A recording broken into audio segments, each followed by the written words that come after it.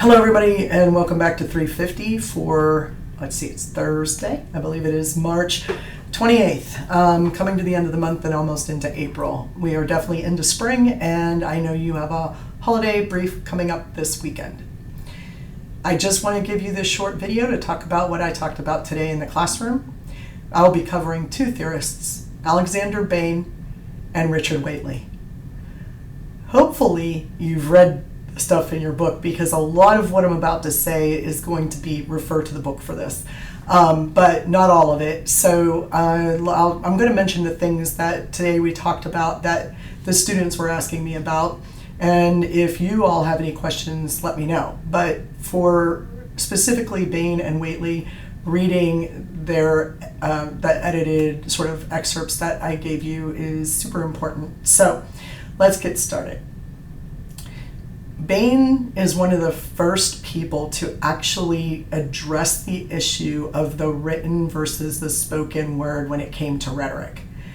He believed fully that written rhetoric could be and should be just as effective as spoken rhetoric. Now, he defines rhetoric as speech or written word that is designed to influence, to have an effect. Okay, that's how he defines it, very short and simple.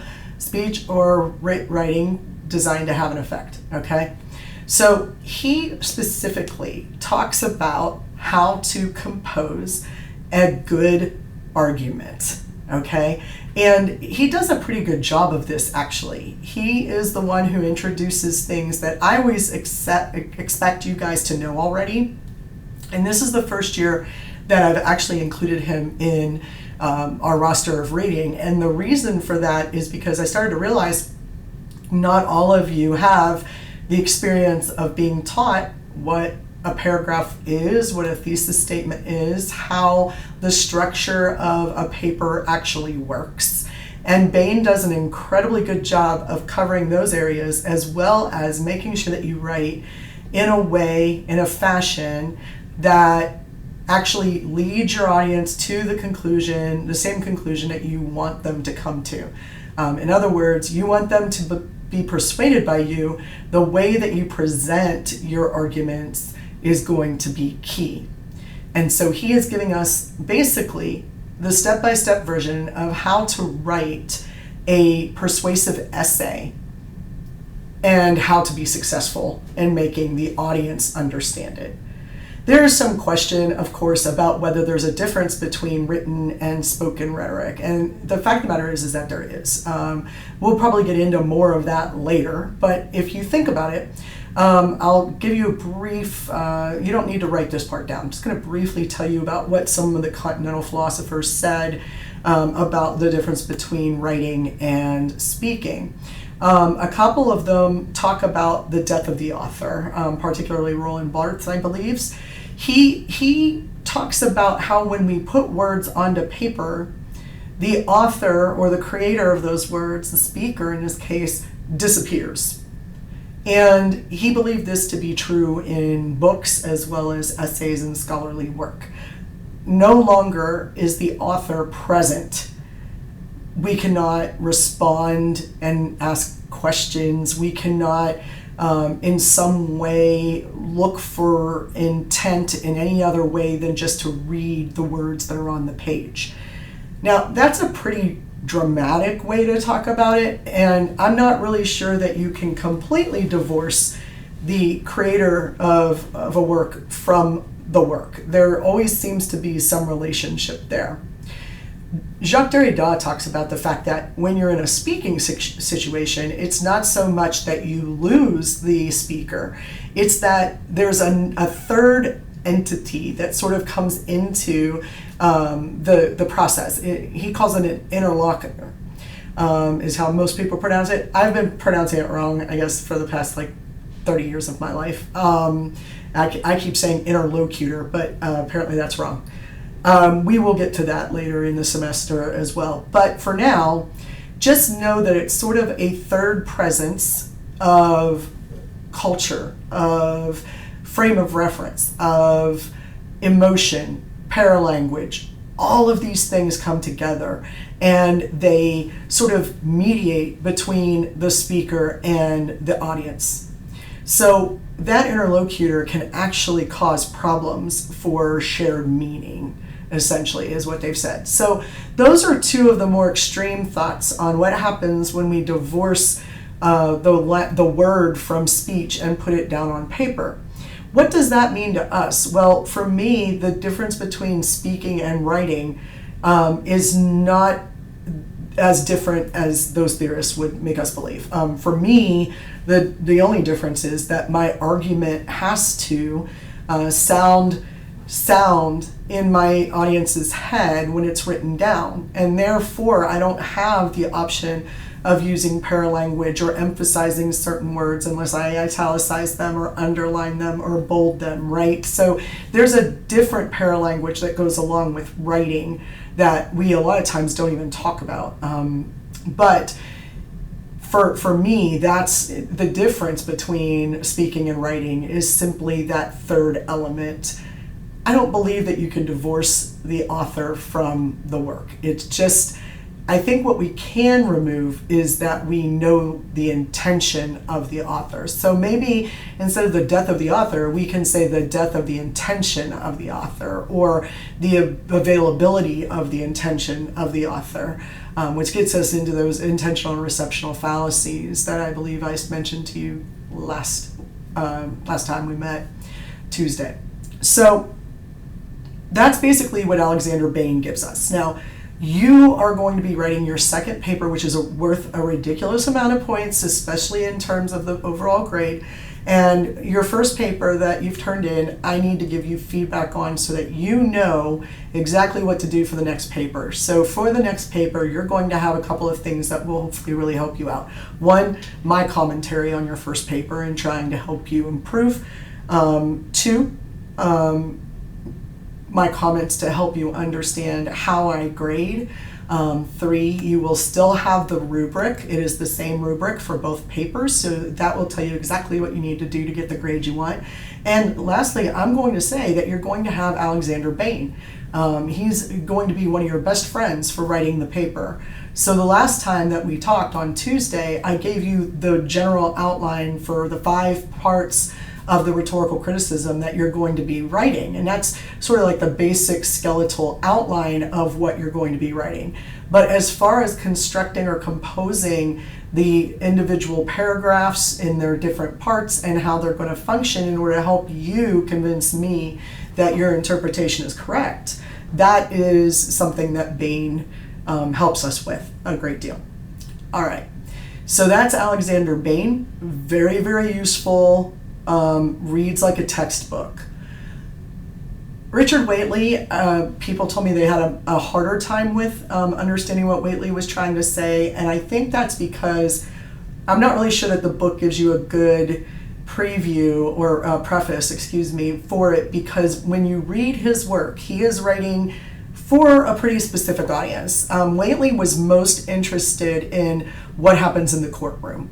Okay, so what happens in the courtroom is very different from what happens out in sort of everyday life external from the courtroom, right? First of all, it is accusing and defending. So it is what the original idea of rhetoric is about: accusation and defense. Okay, and so this would be like Whately's argument that this is the purest form of rhetoric. He's also dealing with black and white issues, guilty or innocent. By the time you get to a jury trial, that's where you're at. It's guilt and innocence. There's no other space in between there. So for him, rhetoric does not deal with gray. Rhetoric only deals with one or the other. He also introduces to us 2 concepts that are very, very important. The first concept is that he really talks about burden of proof, and he talks about the fact that the prosecution or the accuser has the burden of proof, that the prosecution or the accuser has to provide evidence, a preponderance of evidence, to overcome the status quo. Okay? And in the status quo, there may be some things that we all agree and know happened, but and those are all there. Otherwise, you have to overcome all of the questions through the burden of proof with evidence. Now, unfortunately, the status quo is also the presumption. All right, and so that's the second concept that he gives us, is this presumption. He tells us really how the fact of the matter is that presumption, which you'll notice is missing two words, of innocence, and I need you to ignore that for a second. Whately was writing in Great Britain, right? And I don't know if you've ever watched a courtroom in Great Britain or in Australia.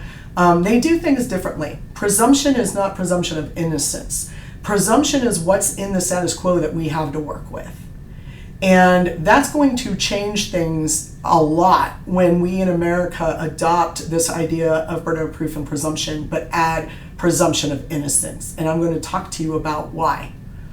When we put presumption of innocence in there, what ends up happening is we say we're erasing everything, okay? Even the facts that we supposedly should agree on. For example, I hear a lot about them using cell phones. Well, they bounced off of this tower, and this tower, and if we triangulate it, we get a general area. Now, personally, I've watched American lawyers use this as a primo way to establish reasonable doubt. Somehow, okay? Yes, his telephone went off of these 3 towers and they all pinpoint this particular location. But are we sure about that? If you don't have not just reasonable doubt, but if you don't have like reasonable doubt beyond everything else, then you have to acquit. Like that's reasonable a doubt there. Whereas in the formula where we only have burden of proof and presumption, not presumption of innocence, just presumption of the status quo, this is probably something that everyone in the courtroom agrees on. It's not debatable, in other words. Remember that rhetoric, according to Aristotle, deals with the probable. What is most likely to be the right answer, the right choice in this case? And Whately is saying the same thing.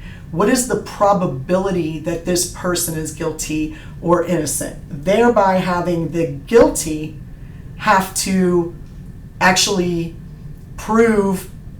have the burden of proof, and the innocent has this presumption of innocence, which means that the prosecutors or the accusers have a bigger problem, which is they have to prove what is actually true at the same time. So when we say burden of proof on the prosecution or on the accuser, we're not just talking about burden of proof that something was done wrong. We're talking about burden of proof that every single aspect of what's going on around the supposed crime it has to be proven as well. So it really causes a pretty large problem in the courtroom for us when we added that of innocence. But I want you to understand that the idea of presumption is not the same as the presumption of innocence. So in the sense of the rhetoric, the dialectic that has to occur, burden of proof and presumption are a little bit different from burden of proof and presumption of innocence. But if you want to talk about that, I'm going to recommend you go to law school rather than have me explain it. So there we go. So today we learned a little bit about Alexander Bain. He really gave us 4 things that we need to think about. The first is that he is talking about composition and how to influence. The second is that he actually defends the syllogism here. And I wanted to address this. I completely forgot about it until just now. But he defends the syllogism. He says that the syllogism has been wrongly evaluated in reason and science, and it should not be used for that. And I agree with him. There is no syllogism that helps us learn anything in the sense that if you know the major premise, you know the conclusion, right? So scientifically speaking, not very helpful. But if it's evaluated as a rhetorical device in writing for composition, it's extremely useful. The thesis statement that he talks about at the beginning of a paragraph being the conclusion. You have to then explain how we get there. So the syllogism, when evaluated as a literary device or as a persuasive device in a written essay, is extremely useful. And then, of course, the other two things that we get from Alexander Bain is this heavy focus on how to write a persuasive essay vis-a-vis paragraphs, what they do, and how to organize that. And then last but not least, the other thing that we get from Alexander Bain is that writing is a rhetorical act as much as speaking is. And that the two of them, even if they're different, don't need to be separated from their ultimate goal of mass influence. Whately, he talked about the courtroom specifically as context. He introduced to us the idea of burden of proof and presumption. So that's what we covered today. I hope it was clear for you. If you have any questions, of course, ask. And have a good break, and I'll see you on the other side.